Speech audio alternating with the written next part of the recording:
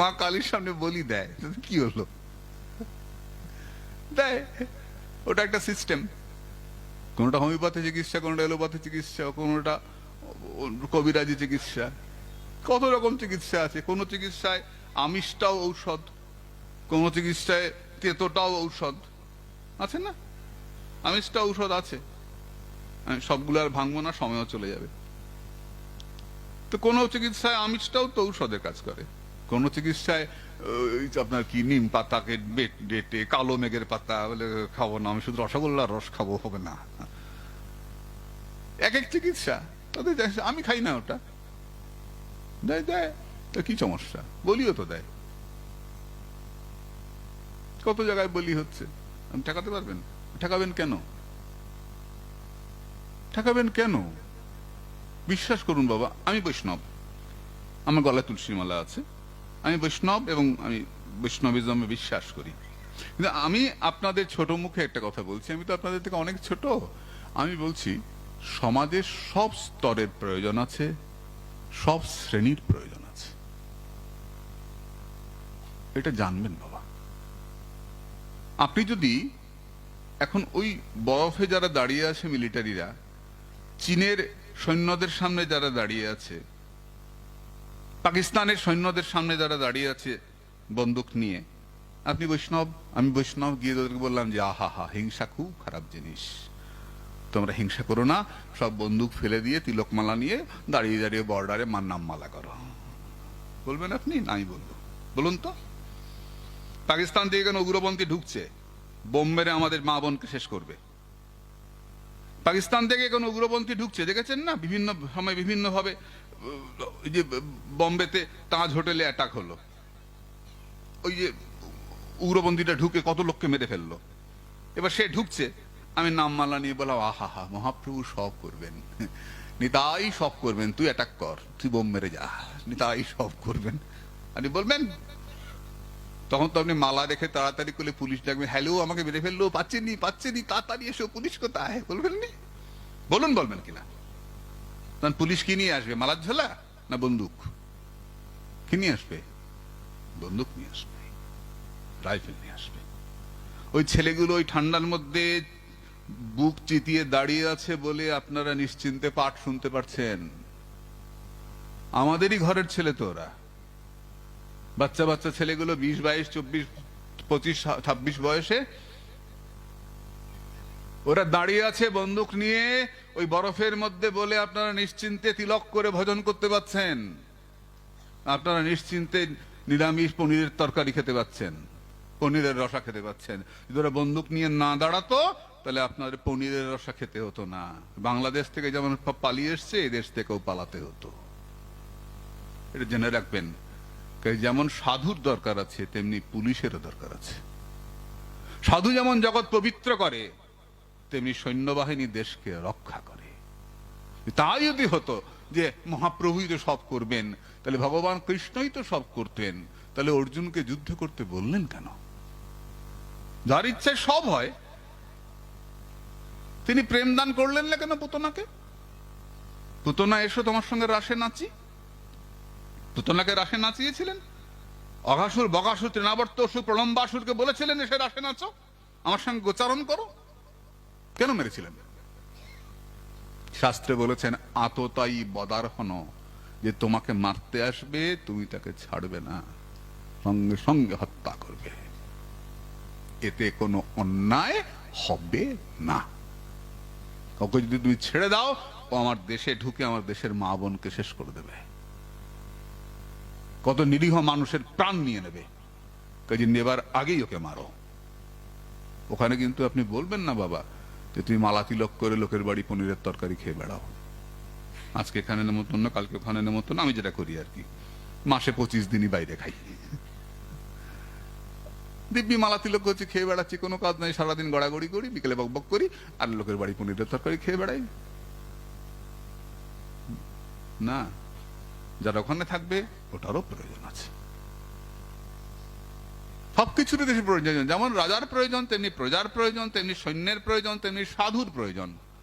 রাজার রাজসভাতে মন্ত্রীও থাকে, সেনাপতিও থাকে, আবার কুলগুরু বশিষ্ঠও থাকেন, থাকেন না সাধু সন্তরা, গুরুদেবরা বসে থাকেন রাজার সভায়, তারা সৎ পরামর্শ দিচ্ছেন, মন্ত্রী সব পরামর্শ দিচ্ছেন, সেনাপতি সৈন্যবাহিনী যুদ্ধ করছেন। এটা অত বড় ভারত মাতা, তত বড় দেশ আমাদের, তাও তো কত খণ্ড হয়ে গেছে, হয়তো আবার কোনোদিন অখণ্ড ভারত হবে, সেই আশায় আমরা থাকবো। আমাদের দেশে অবশ্যই প্রয়োজন আছে বাবা, যেমনি বাঁশি বাজানোর দরকার আছে তেমনি চক্র ধরারও দরকার আছে। ভগবান কৃষ্ণ কুরুক্ষেত্রের মাঠে বাঁশি বাজান নাই, কংস বধের সময় বাঁশি বাজান নাই, জরাসন্ধ বধের সময় বাঁশি বাজান নাই, বরং চালাকির আশ্রয় নিয়েছেন, ভীমকে ডাল ছিঁড়ে দেখিয়েছেন, জরাসন্ধকে এমনি করে চিড়ে ফেল বলেছেন না? আপনাদের কাছে শুনেছি কথা। জরাসন্ধ বধের সময় কৃষ্ণ বাঁশি বাজিয়ে বাজিয়ে জরাসন্ধ বধ করেছেন, না জরাসন্ধকে প্রেম দিয়েছেন? কোনটা করেছেন? নরকাসুর বধের সময় নরকাসুরকে কি বলেছেন? রাধে রাধে বলো, কৃষ্ণ কৃষ্ণ বলো, নরকাসুর বলেছে? পিড়ে মিড়ে করে পিটে পিট পিটে বেড়েছে, শেষ করে ফেলেছে। সবকিছুর প্রয়োজন আছে। আমি আমার পথে আমি আছি, অন্য যদি কেউ অন্য পথে থেকে ইষ্ট দর্শনে অগ্রসর হয়, তার সেই ভাব সে প্রাপ্ত হবে। যার যেই ভাব সেই সর্বোত্তম, তটস্থ হইয়া বিচারলে আছে তার তম। আমি আমার বিচারে আমি আমার ঠিক আছি, আমি নিরামিষ খাই, আমি বৈষ্ণব, তার মানে ভাববেন না যে দেশে যদি আক্রমণ হয় আমি চকির তলায় লুকাবো। আমার মা বোনকে যদি কেউ লুটতে আসে, আমার মন্দির যদি কেউ ধ্বংস করতে আসে, আমি চকির তলায় লুকাবো, মালা নিয়ে চকির তলায় বসে খবরদার করবো না। আমি কিন্তু বল্লম ধরবো, আমি কিন্তু চক্র ধরবো। কেন? ধর্ম রক্ষার জন্য ভগবানও চক্র ধারণ করেছিলেন। চৈতন্য মহাপ্রভু জগাই মাধবকে দমন করার জন্য চক্রকে ডেকেছিলেন, চক্র তুমি নেমে এসো, ডেকেছিলেন না? এই তাই চাঁদ আটকে দিলেন, মানে জগাই মাধবের কপালে দুঃখ ছিল। আমার গৌর ভগবান কাজী দমন করেছিলেন, প্রেম দিয়ে নয়, ভয় দেখিয়ে, ভেঙে তছনছ করে দিয়ে বলেছিলেন কোথায় ডেকে আন, গলা মাথা কেটে ফেল। চৈতন্য ভগবত পড়ে দেখবেন। তাই বৈষ্ণব মানেই মেরুদণ্ডহীন ভেলভেলে প্রজাতির প্রাণী, এটা ভাববেন না বাবা। অপরাধ নেবেন না, আমার কথায় হয়তো আপনাদের কষ্ট হচ্ছে, কিন্তু বৈষ্ণব শব্দের অর্থ বিষ্ণু, ব্যাপক। আমি আমার ইষ্টের কাছে আমি মাথা নত করে থাকবো, যে আমাকে মারতে আসবে তার কাছে মাথা নত করবো না। ভগবানের চরিত্রে আপনি দেখাতে পারবেন না যে ভগবান শত্রুর কাছে, রাম লক্ষ্মণ তারকা রাক্ষসীর কাছে ছোটবেলায় মাথা নত করেছিলেন? ভগবান কৃষ্ণ বলরাম কংসের কাছে মাথা নত করেছিলেন? নিতাই গৌর কাজীর কাছে মাথা নত করেছিলেন? করেন নাই। কাজী মালা তিলক এটা তো আমার উপাসনা। যখন আমি ভগবানের কাছে বসি বা এমনিতেও যখন আমি থাকি, তিলক করা থাকে কপালে, আমি মালা তিলক করি, এটা আমার উপাসনা। ভগবানের কাছে আমি থাকি, ভগবত চিন্তা করি। যখন আমি দেশের জন্য ঝাঁপাবো, তখন তো আমি অস্ত্র হাতে নেবই, তখন আমি সুদর্শন চক্র হাতে নেবই, তখন আমি ত্রিশূল হাতে নেবই। আমার ভোলানাথ নামানন্দে নাচে শিব বসন না মানে, কাপড় খুলে যায় নাচতে নাচতে, হরিনাম করতে করতে, তাই না? পঞ্চমুখে রাম নাম গান ত্রিপুরারি। সেই ভোলানাথ যখন ত্রিশূল ধরেন, কেমন লাগে? সামনে থাকতে পারেন? নারায়ণও সামনে যান না। যখন সতীকে নিয়ে নাচছিলেন, নারায়ণ সামনে যান নাই, পেছন থেকে সতীর দেহ কর্ণকণ্ড করেছেন। সেই ভোলানাথ, ভোলা মহেশ্বর ত্রিশূল ধরেন, হরিনামও করেন। কাজে আমি হরিনাম অন্তরে করব, জপ তপাদি করব। যখন আমার দেশ রক্ষা, আমার সমাজ রক্ষার জন্য প্রয়োজন হবে, আমি যেটা প্রয়োজন, যেটা উপযুক্ত, আমি সেটাই করব। মা শীতলা আমাদের দেবী, আমরা হিন্দু জাতি, আমরা মা শীতলাকে পুজো করি। মা শীতলা আমাদেরকে শান্ত করেন। যেমন চক্র ধারণ করার প্রয়োজন, তেমনি শান্ত হওয়ারও প্রয়োজন। সবটাই প্রয়োজন বাবা। যে মিলিটারি, সে কি বাড়িতে এসে মিলিটারিগিরি করে? বাড়িতে এসে শান্ত, স্বামী, ছেলে, বন্ধু বান্ধব, পাড়ায় বেরোয়, সবাইকে গল্প করে, ওখানে থাকে মিলিটারি। বাড়িতে আসে শান্ত। আমি যখন মন্দিরে থাকি, হরিনাম করি, আমি শান্ত। দেশ রক্ষার জন্য প্রয়োজন হবে, আমি ঝাঁপিয়ে পড়ব, দেশ রক্ষার জন্য ঝাঁপিয়ে।